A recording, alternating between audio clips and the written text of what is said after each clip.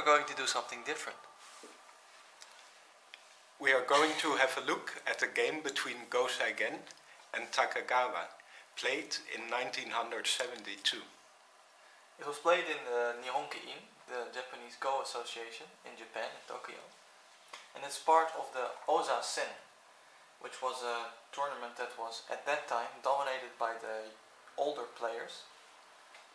In this game, Seigen plays as black and Takagawa plays as white. So I will be Seigen, I will be black, and Peter will be Takagawa as white. Seigen is famous for his refreshing openings. He experimented a lot. In this case he plays the 3-3 point in combination with the 3-4, which was his favorite opening. And afterwards he plays Shimari. And Takagawa also plays a Shimari. Would you play this in your own game, Peter, this kind of Shimari? I used to play this a lot, because I was thinking this is so small, there's not so much territory here. Right. So why not try and make it bigger, like this, or maybe even here. But the drawback of this is that there's still a lot of weaknesses in white shape. So when black, for example, gets a stone here, then later black can invade here, or maybe even here. Right. So there's still a lot of weaknesses here. That's why I don't play this anymore. I normally just play this move. You go for the secure territory. Yes. So this is kind of a choice between smaller territory but very secure, and bigger territory but it's more vulnerable for attack. Yes, white can expect to spend an extra move later to really make it secure. I see. Nice. So in the game, Seigen immediately played on the left side to split the white formation and also to aim at this move. Yes. Normally this is the normal move, to split in the middle. Right. To make Mii of extending this way or that way. So if white would play here, then black would play like this. Right. And if white would play from the other side, for example like this, then black plays here. Yes. But in this case, if black plays here, it is not as close to the white stone, so the aji is less dangerous for white. So this becomes less interesting, invading here, for black. Right. So that's why black played a little bit more to this side, so that he would get a stone that's one space closer to the white formation. So the aji is more dangerous for white. So you can already say that this move takes advantage of white's weak shape here. Nice. Yeah. Could black also play on the right side, like for example here? Yes, it's a matter of taste. It's certainly possible. If black wanted to create a big moyo, then maybe you can say that this move would be better placed here. Right. Because white can reduce still by playing, for example, here. The black will maybe play something like this. Yes. Okay. So we get moyo versus territory, and this will be more about territory, the black corner, and this will be about influence. Right, so black is dividing his attention between influence and territory. Right. And it's not a bad strategy at all, but black decided to split this side instead. I see. Okay, so let's see the game. Oh, sorry. Black played there. And then white also played on the other side to split black, right? Yes, so we've learned that this is not a good move now. Because black will play here. And in this case the shimari is very solid, it's not a big one. So here the aji is less important that actually there is less agi, and black feels very comfortable. Also, the white group is still not completely secure. If I would be white, I would feel the urge to play here, and then we get a very straightforward and comfortable opening for black. Also, white can play tanuki, maybe play on this side for example, but then later with such a move black also puts pressure on the white group. Right, so in this case this move is not a good splitting move. And it's better to play in the center. And black extended from this side. Right. This is quite a natural formation with the shimari and 3 spaces and then a stone. What about this move? Is this possible for black? Yes, it is a common way to play. You could say that, for example, if white immediately approaches here, then black could consider playing here. Right. And when white extends, then black gets this point. Nice. And black gets a wave kind of shape, which is very good. So high and low stones combined. Yes, this stone is now better placed than here. I see. This would be too low. Yes. But black should be sure that he actually gets this stone, because this move is very painful for black. I see. So if white already has a stone here, then this is dangerous because white can attack. Now white will play here? Exactly, so white or black does not get the extension here. And a white move here would be very painful. Right. So black needs to defend against this by playing here himself. But it is also painful, right? Because black is quite passive. Yeah. And slow as well. White got this move for free. And white can seal black in. Oh yes, nice. So that's why instead of playing this keima, black chose to play more solid and not leave any weaknesses behind. And now white again is weak, right? So to protect against his weak group, or to protect his weak group, white extended here. Right. And now black played here immediately, which was surprising to me. I would think personally that I would have played here. Yes, I agree. This is the biggest direction. Also because it makes a double wing from black shimari. Right. This works very well together. And also this stone has more or less a miai. Black can play here or here to make a base. So you can say that this move is not very urgent. No, but it does attack white's corner, so it's by no means a bad move. So maybe black expected white to answer this move? I think that if white answers, it's very slow. Yeah. For example, like this or here.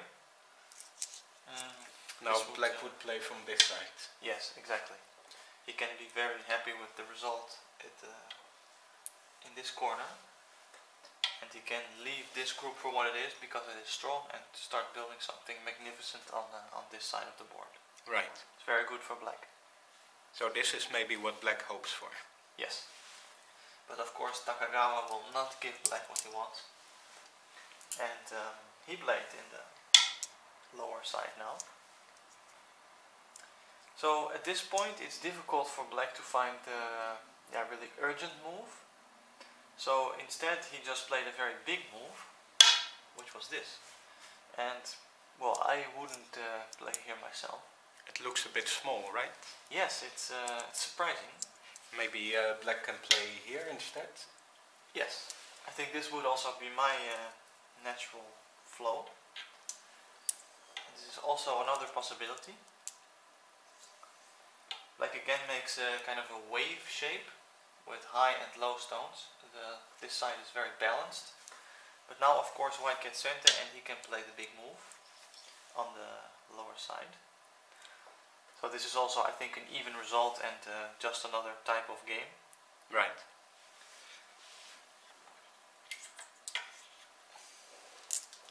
But black decided to play this move, which was a bit surprising. Right.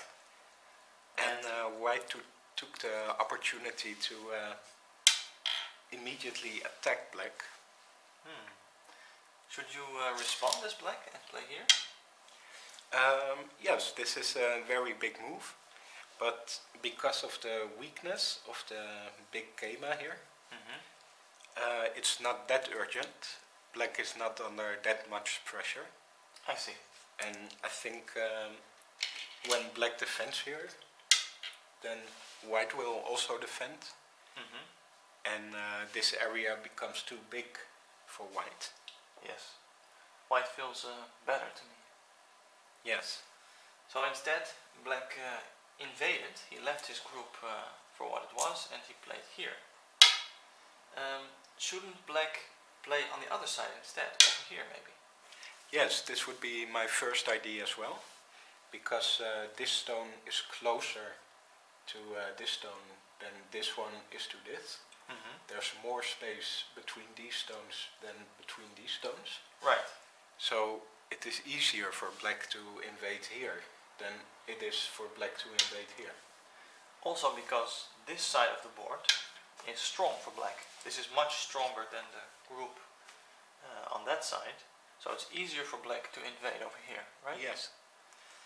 But Seigen played here and he surprised Takagawa.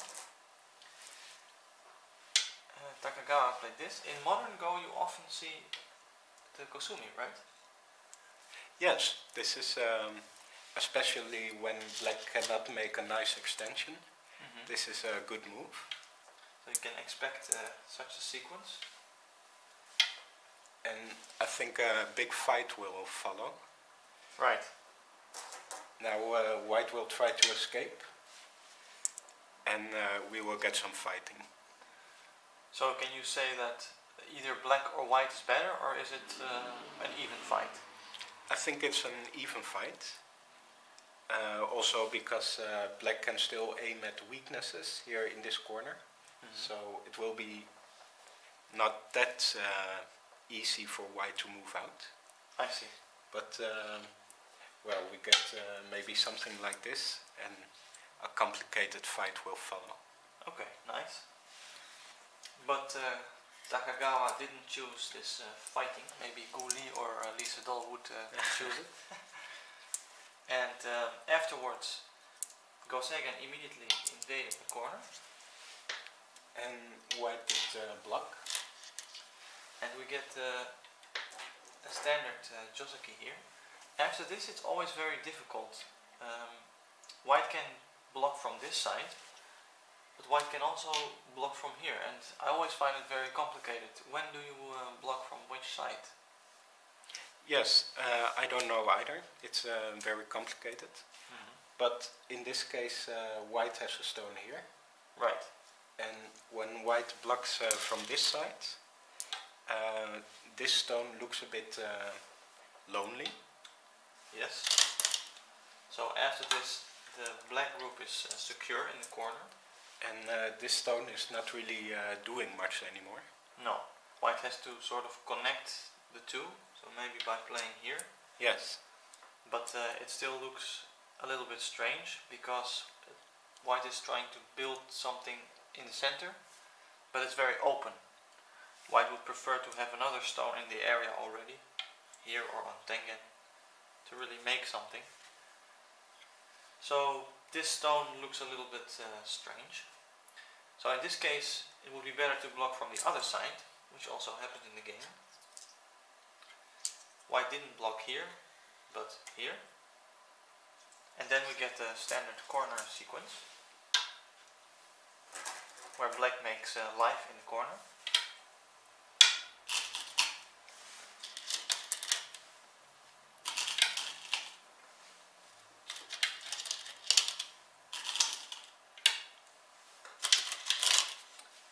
here it's necessary for black to finish the shape by playing here. Now black is alive. If black plays tanuki, then white can actually kill black. Right, this is a very famous life and death problem, which yeah, it's the standard example from the proverb, there's death in the hane. Whoa, that's pretty scary, man. So white will play the hane. Right, but can't black live by playing here? Then white will play another hane. Another one? Jeez. On the other side. Here. This looks like the shape move to live, but can white kill? Oh, I think I start to see what's going on.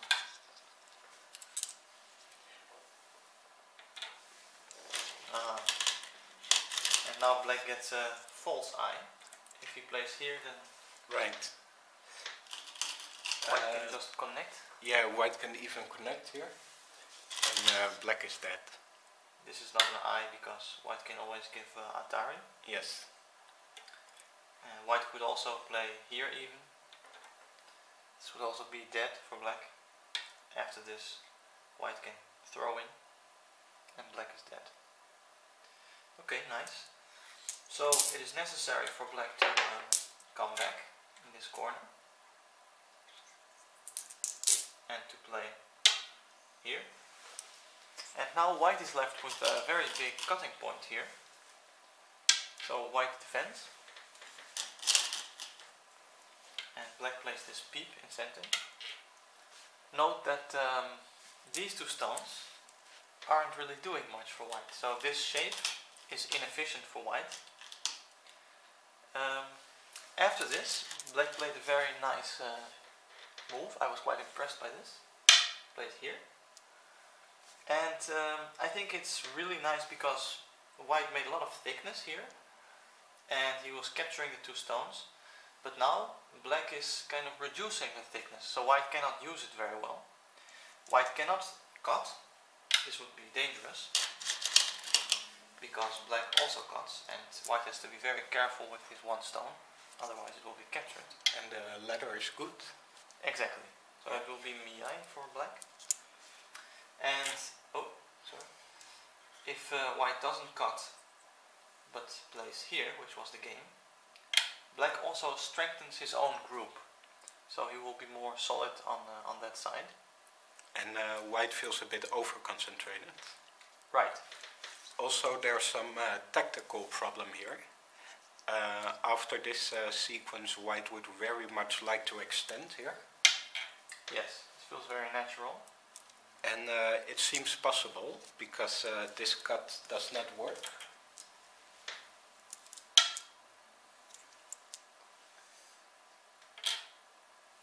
After this move, black is captured. And we can see that when we give this Atari, then white has 1, 2, 3, 4, 5 liberties, and black has only 4 liberties. So black is captured. Right. Nice. But instead, black will not cut. Black has the Suji up his sleeve. Black will play here. After this, the best white can do is to play this hane.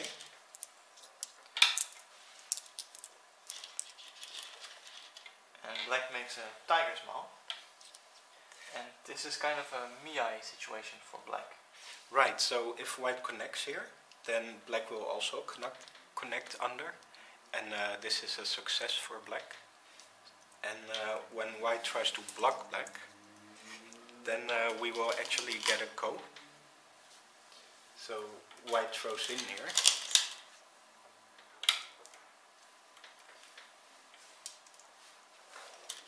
Black cannot play here, because black has 1, 2, 3 liberties, and white is also 1, 2, 3 liberties. It's white to play, so that would mean that black is dead. Right. So instead, black takes away a liberty from the outside, but now white can make this go. This would be a success for black, because it's a picnic go, a flower go, kind of a free go for black. So in the end, this is an overplay. White cannot extend upwards here. Right.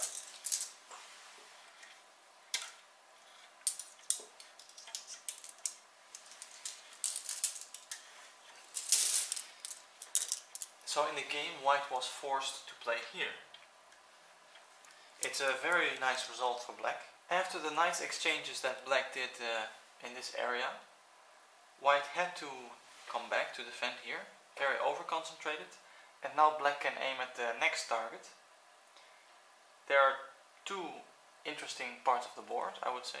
Black could play in the upper side, which is still very empty. Something like this?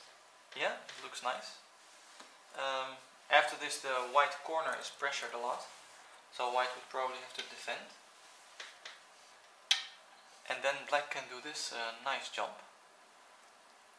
It makes the top area bigger for black, and it also aims to make something in the center. Maybe by playing here. But black was very territory oriented. Right. And black simply invaded here. And from here on the game got very interesting. Black took more territory and white got more influence. And we will see in the next episode how this will continue. See you then.